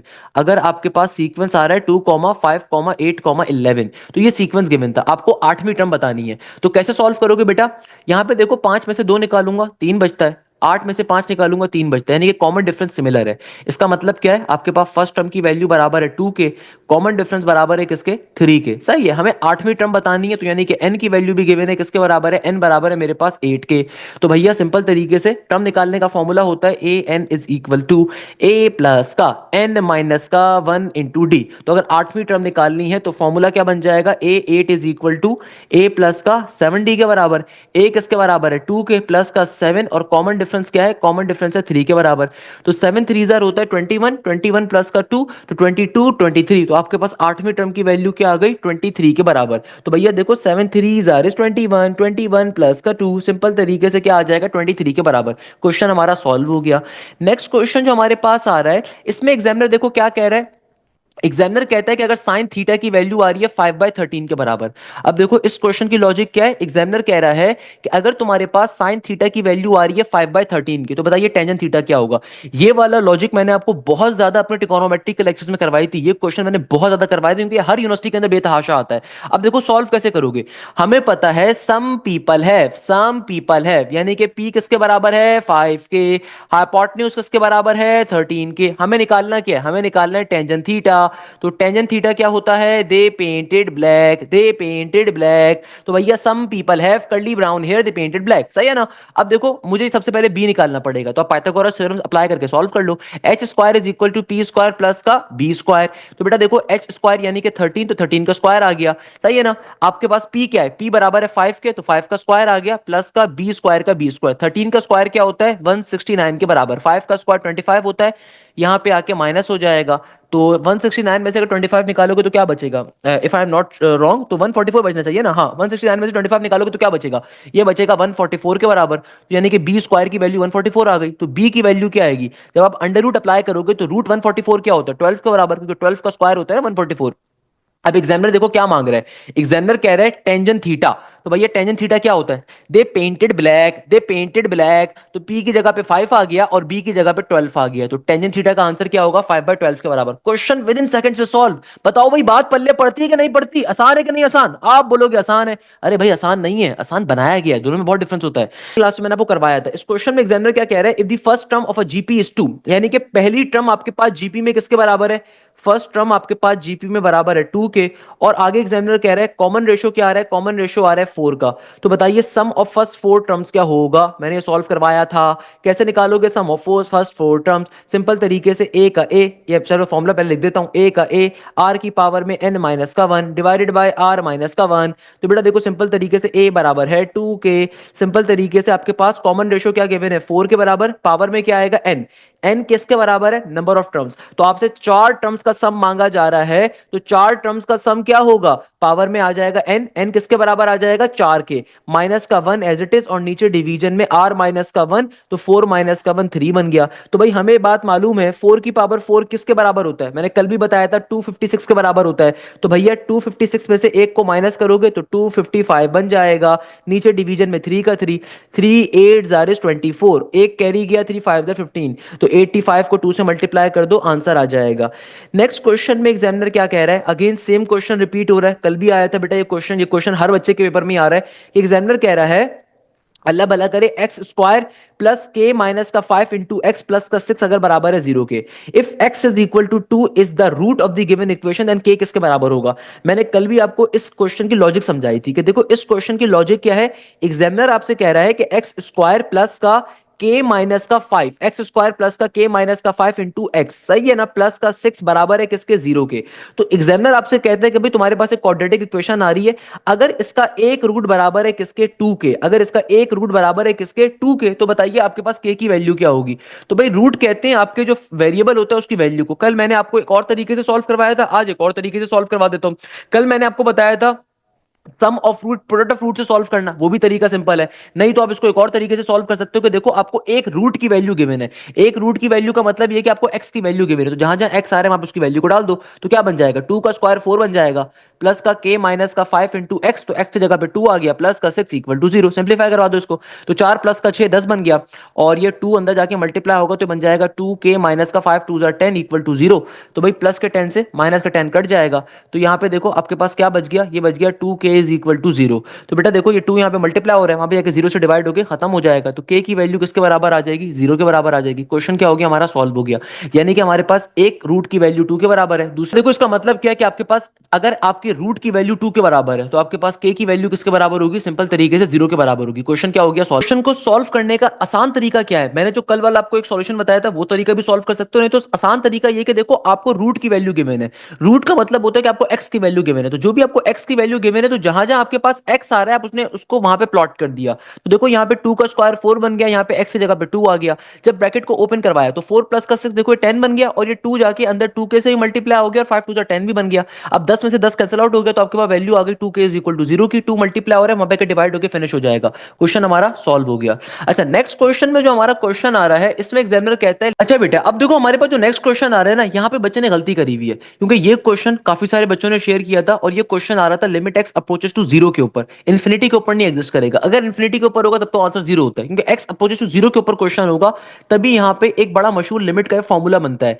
तो भाई ये क्वेश्चन बेसिकली ये पेपर में आया हुआ था, तो खुदारा इस क्वेश्चन को बच्चे ने गलती करी हुई, चेक कर लीजिएगा कि लिमिट एक्स अप्रोचेस टू 0 के ऊपर ये क्वेश्चन आया था, ये मैंने कल भी करवाया था और ये आज भी काफी सारे बच्चों ने शेयर किया हुआ है। तो भाई sine x divided by x, हमेशा याद रखिएगा लिमिट की ये प्रॉपर्टी होती है, कभी भी लिमिट के अंदर अगर आपका फंक्शन अप्रोच कर रहा है 0 के ऊपर और आपका क्वेश्चन आ जाए sine function divided by function, तो ये बराबर होता है किसके, 1 के। तो भाई यहां पे देखो चूंकि दोनों टर्म्स पे स्क्वायर आ रहा है, आप स्क्वायर को बाहर भेज दो और सिंपल तरीके से इस प्रॉपर्टी को अप्लाई करो, तो sine x divided by x बराबर होगा 1 के। अगर आपका एक्स अप्रोच कर रहा है 0 के ऊपर तो 1 का स्क्वायर क्या हो जाएगा, 1 के बराबर। ये क्वेश्चन ओरिजिनली पेपर में आया था, ये क्वेश्चन अप्रोचेस टू इन्फिनिटी पे नहीं आया था, ये बच्चे ने गलती करी हुई है। खैर नेक्स्ट क्वेश्चन में एग्जामिनर कहता है कि भाई साइन एक्स क्यूब का आपको डेरिवेटिव बताना है। अब देखो इस क्वेश्चन को सॉल्व कैसे करोगे, कल की क्लास के अंदर मैंने आपको सॉल्व करवाया था अगर साइन स्क्वायर फंक्शन का क्वेश्चन आ जाए, तो यहां पे देखो अब की बारी में आपकी जो पावर आ रही है वो कहां पे आ रही है, आपके एंगल पे आ रही है। तो इस क्वेश्चन को कैसे सॉल्व करते हैं बेटा, इस क्वेश्चन को सॉल्व करने का सिंपल तरीका कि साइन एक्स क्यूब का डेरिवेटिव अगर आपको लेना है तो साइन का डेरिवेटिव में फॉर्मूला होता है कॉस के बराबर, और जो भी यहां पे आपका फंक्शन, जो भी यहां पे आपका एंगल आ रहा है उसको एडिट एक दफा लिखोगे, फिर एंगल का डेरिवेटिव लोगे, तो एक्स क्यूब का डेरिवेटिव क्या हो जाएगा, 3x स्क्वायर के बराबर। सिंपल तरीके से क्वेश्चन सॉल्व हो गया। नेक्स्ट क्वेश्चन में एग्जामिनर कहता है sum of the first 10 terms of a sequence, ये क्वेश्चन एग्जैक्टली कल की क्लास में करवाया था, तो भाई यहां पे बल्कि अभी ऊपर भी करवाया था 1, 4, 7, 10 वाला ना, बच्चे ने दोबारा लिख दिया। 4 में से 1 माइनस करोगे 3 बचेगा, 7 में से 4 माइनस करोगे 3 बचेगा, तो ये सेम क्वेश्चन आ रहा है भाई, ये क्वेश्चन तो अभी ऊपर सॉल्व करवाया था, इस बच्चे ने दोबारा कॉपी पेस्ट कर दिया।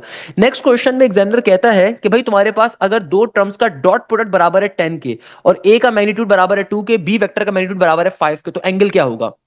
भाई देखो सिंपल तरीके से हमारे पास थीटा निकालने का फॉर्मूला होता है, दुनिया में एंगल कैलकुलेट करने का फॉर्मूला क्या होता है, theta is equal to cos inverse, ऊपर आता है vector A dot product vector B, और नीचे आपके पास वेक्टर ए का मैग्नीट्यूड इनटू वेक्टर बी का मैग्नीट्यूड, ये हमारे पास सिंपल वेक्टर्स का फॉर्मूला होता है। तो भाई सेम इस फॉर्मूले का इस्तेमाल करोगे, कॉस इनवर्स का cos inverse, A dot B की वैल्यू क्या है, ए डॉट बी की वैल्यू बराबर है 10 के, और देखो आपके पास वेक्टर ए का मैग्नीट्यूड क्या है 2 के बराबर, और वेक्टर बी का मैग्नीट्यूड क्या है 5 के बराबर, सिंप्लीफाई करवा लो, तो क्या बन जाएगा, ये हो जाएगा सिंपल तरीके से ऊपर 10 का 10 और नीचे भी 5 टू जा 10 आ गया, तो 10 से 10 कैंसिल आउट हो गया, यानी कि आपका एंगल क्या आ जाएगा, कॉस इनवर्स 1 के बराबर। और हम सबको ये बात मालूम है कि दुनिया के अंदर कॉस इनवर्स 1 क्या होता है, कॉस इनवर्स 1 आपको कहां पे मिलता है, 0 डिग्री पे मिलता है। तो आपके पास थीटा की वैल्यू क्या आ जाएगी, 0 के, क्योंकि कॉस 0 बराबर होता है किसके, 1 के, कॉस 0 डिग्री बराबर होता है किसके, 1 के, तो सिंपल तरीके से कॉस इनवर्स 1 क्या होगा, 0 के बराबर। क्वेश्चन सॉल्व हो गया।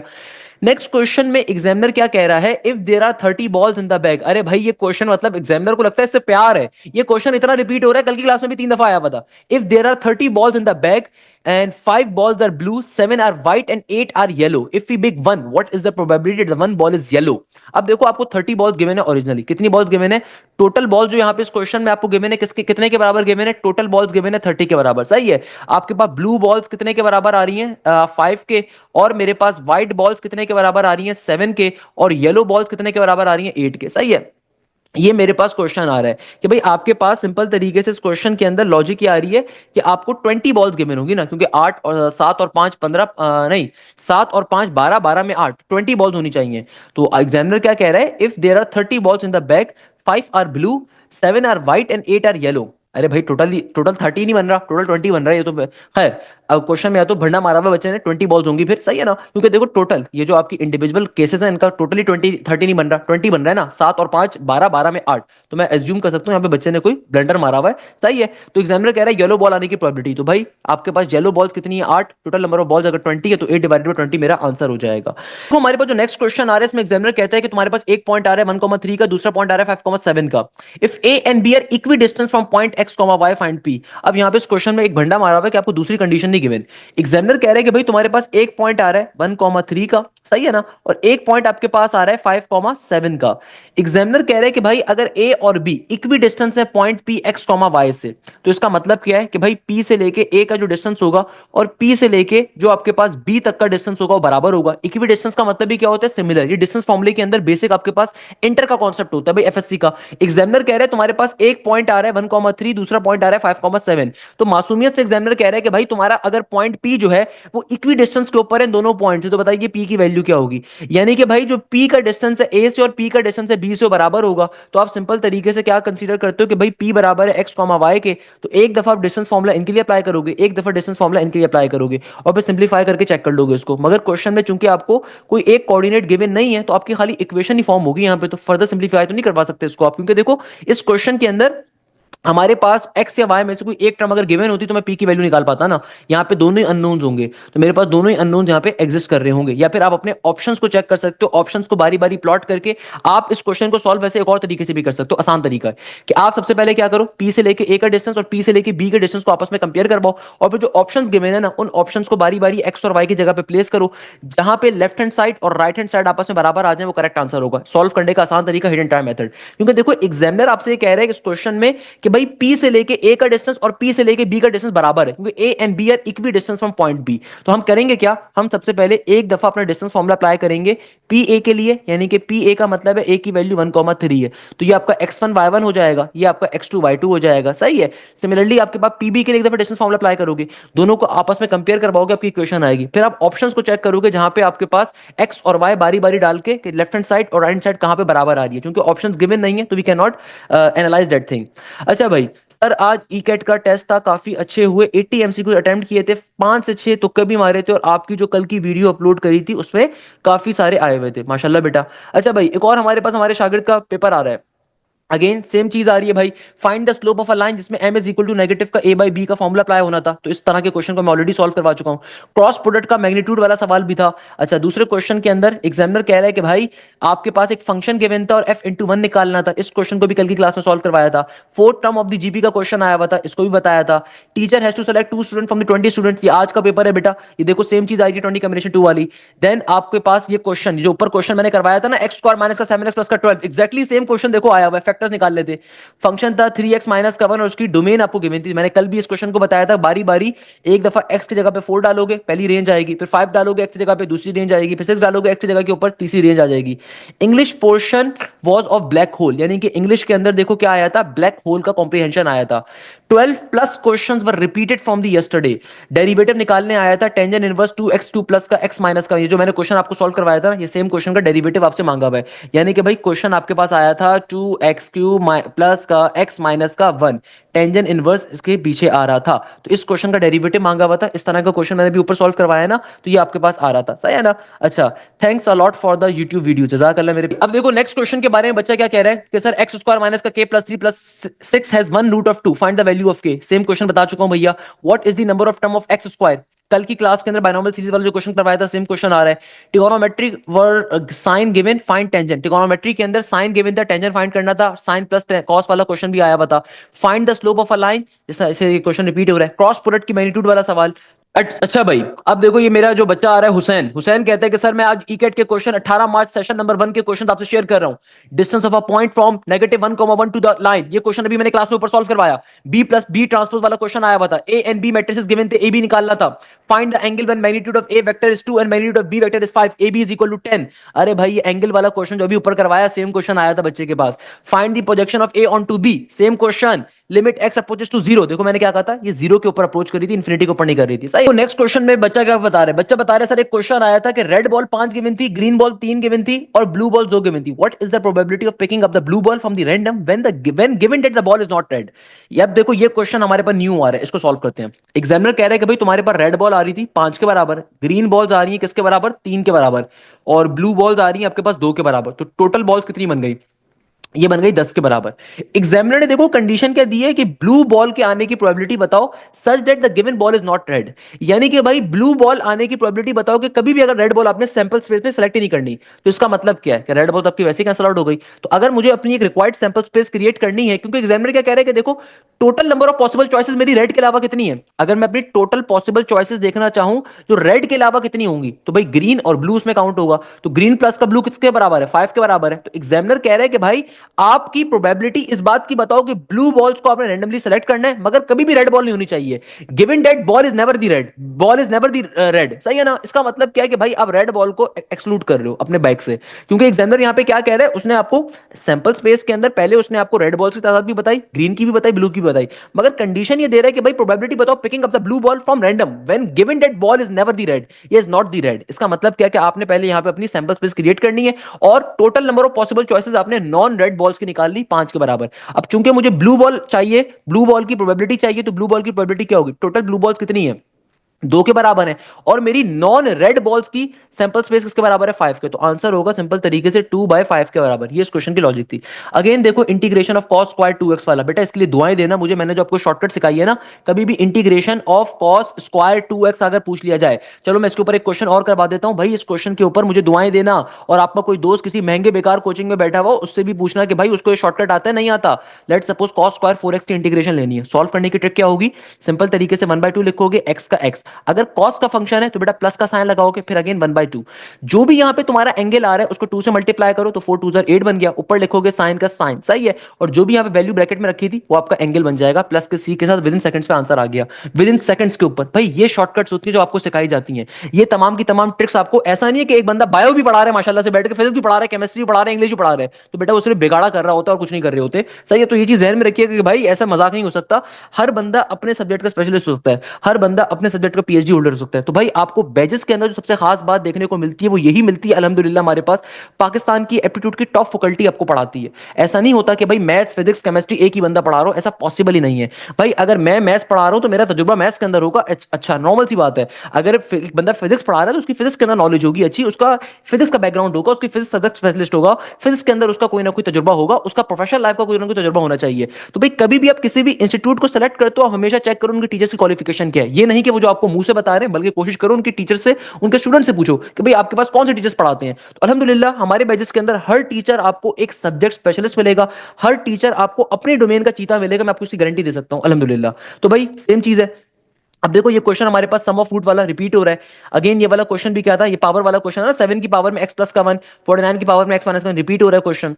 ये क्वेश्चन अगेन हमारे पास रिपीट हो रहा है 1 रूट और 2 वाला। अच्छा भाई एक और बच्चा हादिया, हादिया का जो पेपर था हमने ऊपर ऑलरेडी सॉल्व कर लिया, हादिया का पेपर। तो ये हादिया का देखो पेपर आ रहा है। अब देखो ये हमारे पास हमारी एक और स्टूडेंट का पेपर आ रहा है हादिया का।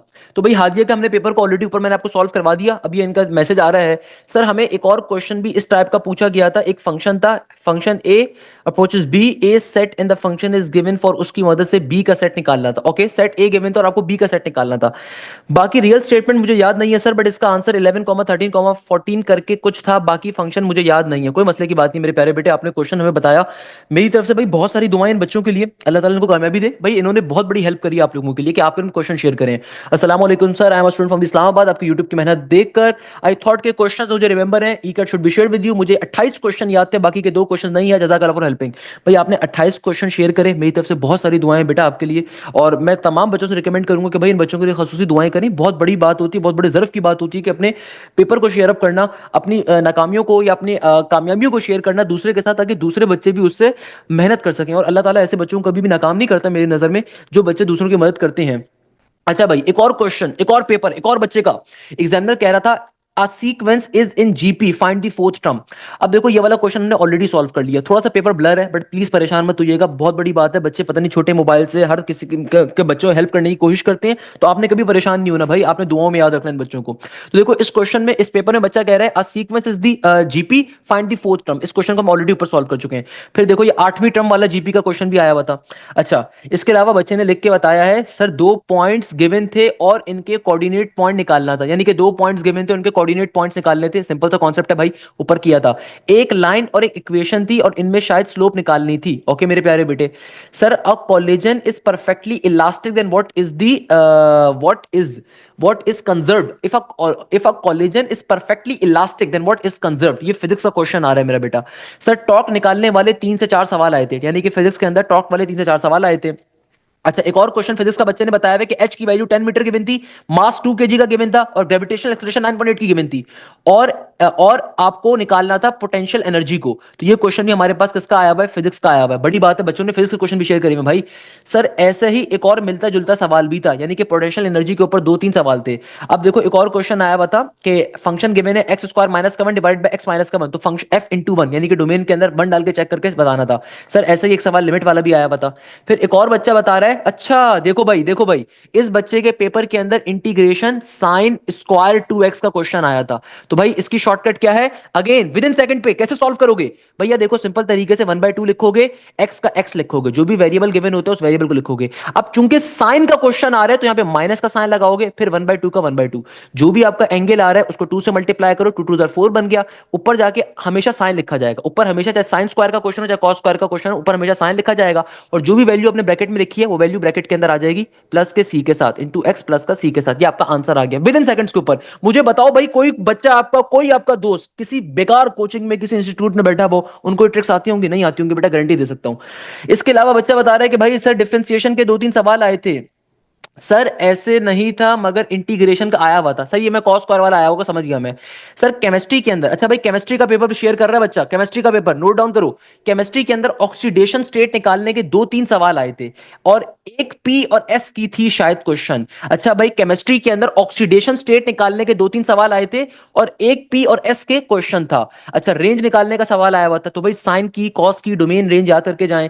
इसके अलावा हमारे पास एक और क्वेश्चन आया था फिजिक्स के अंदर कि भाई dash is the replaceable to the electromagnetic waves, यानी कि इलेक्ट्रोमैग्नेटिक वेव्स का रिप्लेसेबल क्या होता है? Dash is the replaceable to the electromagnetic wave, इसका क्वेश्चन पूछा गया था केमिस्ट्री चैप्टर नंबर 1 का।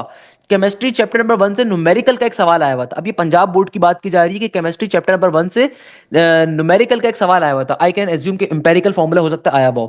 अच्छा, नेक्स्ट क्वेश्चन बच्चा केमिस्ट्री का बता रहे हैं कि सर एक इक्वेशन, एक रिएक्शन पूछा हुआ था कि भाई हमारे पास CaO plus CO2 calcium oxide, I guess if I am not wrong. यार गलती से, मैं भी इंजीनियर हूं भाई, परेशान मत होइएगा। बट चूंकि देखो मैं साफ तौर पे आपसे बात करता हूं कि मेरा केमिस्ट्री मैंने काफी अर्से से नहीं पढ़ा है, भी नॉर्मल सी बात है भाई, मेरा तजुर्बा मैथ्स के अंदर है, तो उस पर परेशान मत होइएगा। I am not all-rounder. जो बंदा ऑलराउंडर होता है ना, वो आपकी डुबाएगा, सही है ना। तो भाई मैं अपने सब्जेक्ट का स्पेशलिस्ट हो सकता हूँ, मैं केमिस्ट्री फिजिक्स का नहीं हो सकता, it's a very normal thing. Although I am a highly qualified professional, अल्हम्दुलिल्लाह अल्हम्दुलिल्लाह, मैं पाकिस्तान से भी क्वालिफाइड हूँ, मैं यूएसए से भी क्वालिफाइड हूँ, but I can not make a joke कि यार मैं आपको केमिस्ट्री के क्वेश्चन भी सॉल्व करवाऊँ। मैं आपको केमिस्ट्री क्वेश्चन बता सकता हूँ क्योंकि ऑब्वियसली मुझे मालूम है वो क्या है, मगर अगेन मैं समझता हूँ कि मेरी ड्यूटी है कि मैं आपको उस चीज सॉल्व नहीं करवा सकता है, वो गलत चीज है, वो मेरी एथिक्स मुझे उसकी इजाजत नहीं देती कि मैं आपको फिजिक्स का मैं आपको बायो का क्वेश्चन बैठ के सॉल्व करवाऊँ, ये मेरी एथिक्स मुझे इजाजत नहीं देती भाई, ये एथिक्स के इंतहाई खिलाफ है मॉरली, सही है ना, क्योंकि आप बच्चे का जाती कर रहे हो ये। तो मैं आपको क्वेश्चन बता सकता हूँ, उसको सॉल्व कर लो भाई, ऑल तो करवाने को तो मैं भी चैट जीपीटी से जाके आंसर निकाल के बता दूंगा, वो गलत चीज है, वो गलत चीज है, मैं ओपनली आपसे कहता हूँ।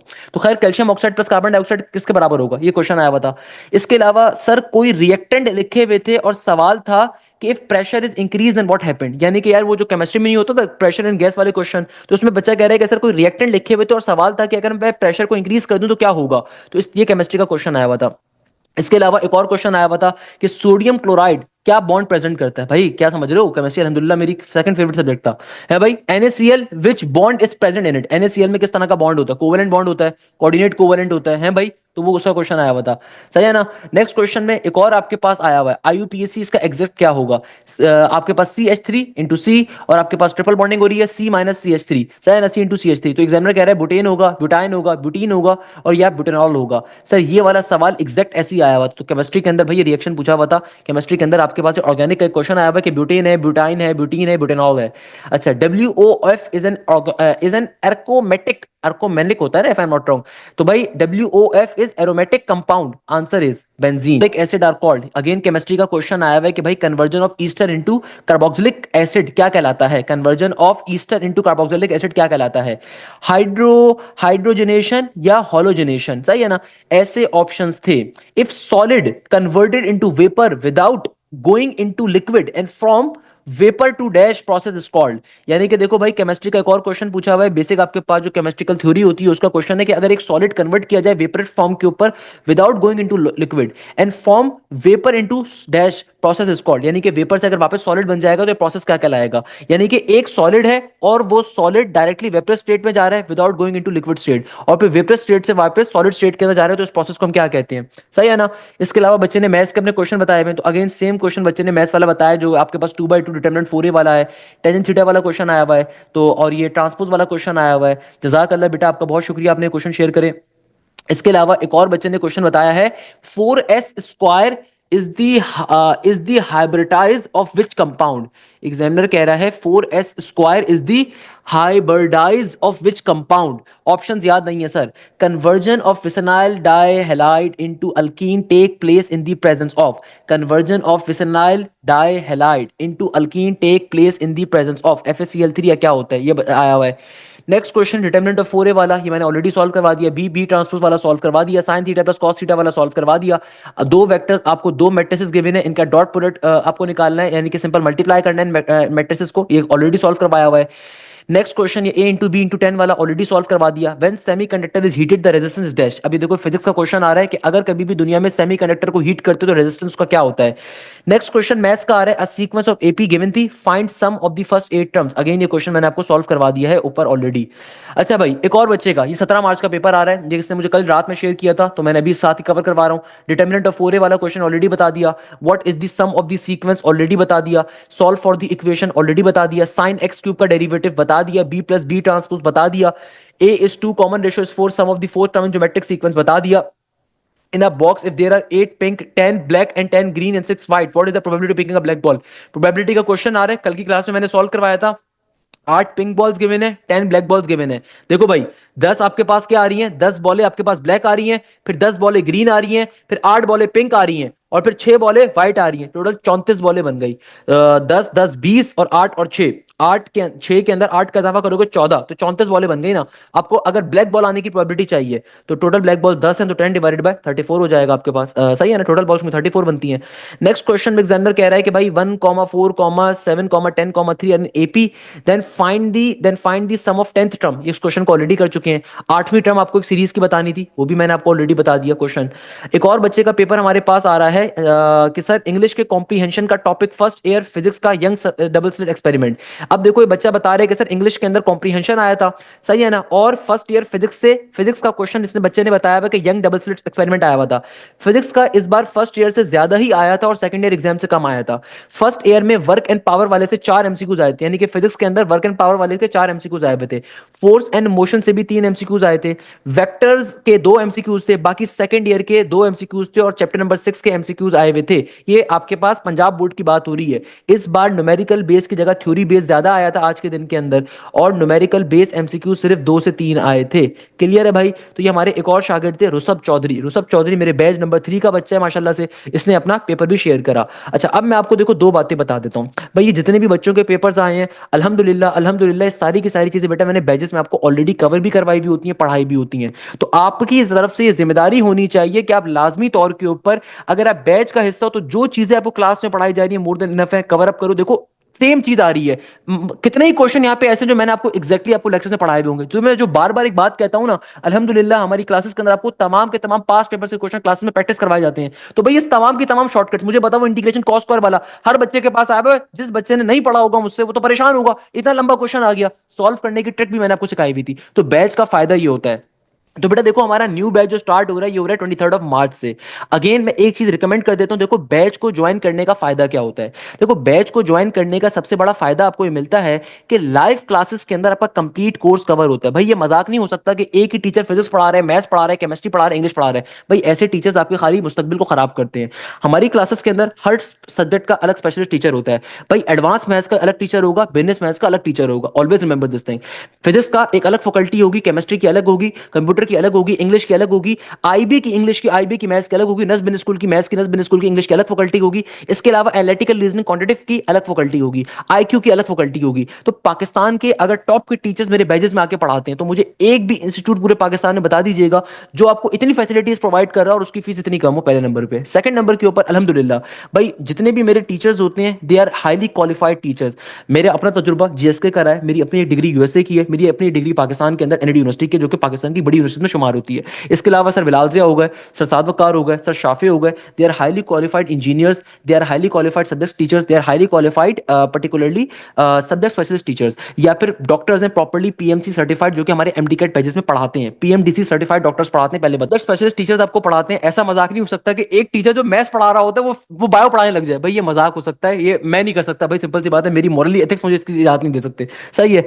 सेकंड नंबर के ऊपर अल्हम्दुलिल्लाह जो भी फैकल्टी होती है एप्टीट्यूड की, उनका अपना प्रोफेशनल लाइफ का तजुर्बा होता है। भाई ऐसा नहीं हो सकता कि एक टीचर ने सिर्फ बीएससी एमएससी मैथमेटिक्स करा और बैठ के पढ़ा रहा है, ऐसा नहीं हो सकता।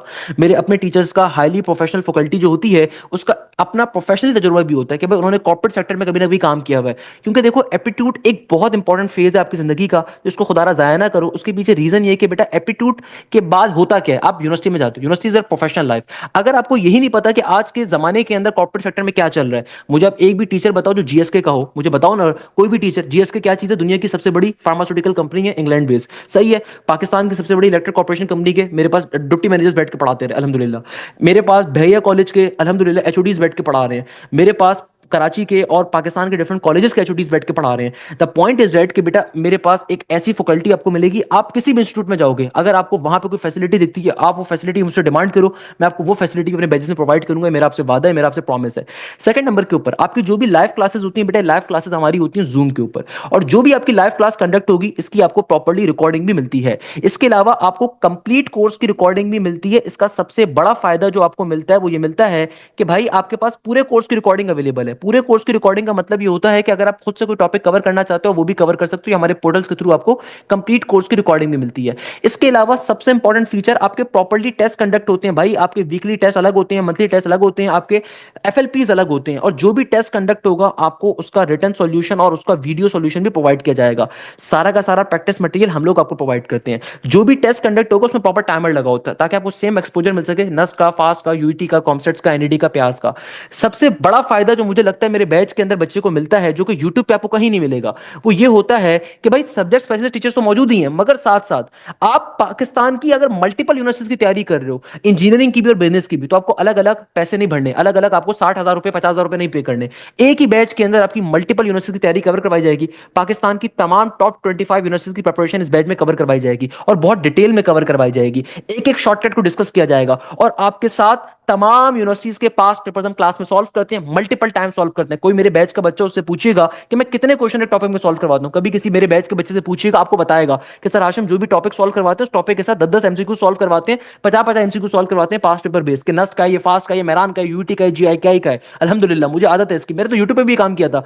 मगर यूट्यूब के ऊपर आपको एक सिनेरियो के लेक्चर्स मिलेंगे, एक वीडियो लेक्चर्स मिलेंगे एक सब्जेक्ट के, आपके पास गाइडेंस नहीं होती। बैच में आपको हर टीचर प्रॉपर गाइड भी करता है, हर टीचर आपको अपना कोर्स भी कवर करवाएगा, हर टीचर के एग्जाम्स भी होंगे। देखो आप तैयारी कहीं से भी कर लो, असल चीज होते हैं टेस्ट। जब तक आप टेस्ट नहीं दोगे आप कुछ भी नहीं कर सकते। तो टेस्ट हमारे प्रॉपर्ली होते हैं बेटा, एक एक टेस्ट कंडक्ट करवाने में मेरे हजारों रुपए लगते हैं, मगर मैं अपने बैच के बच्चों को वही प्रोवाइड करता हूं। इसके अलावा मैं अपने बैच के बच्चों को ओपनली चैलेंज देता हूं कि भाई तुम्हारा दोस्त आपका जानने वाला किसी महंगे से महंगे इंस्टीट्यूट में बैठा हुआ है, अगर उसको वहां पे कोई फैसिलिटी मिल रही है आप मुझे बताओ, मैं उस फैसिलिटी को भी इंशाल्लाह प्रोवाइड करने की पूरी ट्राई करूंगा और वो फैसिलिटी भी आपको प्रोवाइड की जाएगी।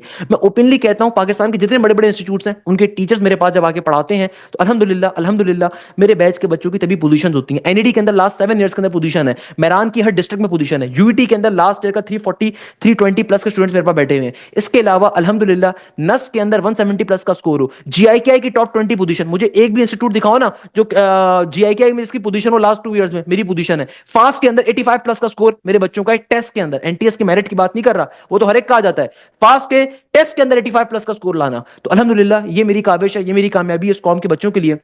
यहीं पे इस क्लास को एंड करेंगे इस उम्मीद के साथ कि आप जाएं जैसे खैरियत से होंगे। मुझे बहुत सारी दुआओं में याद रखिएगा। जज़ाकल्लाह, thank you so much. Hashim Zia signing of.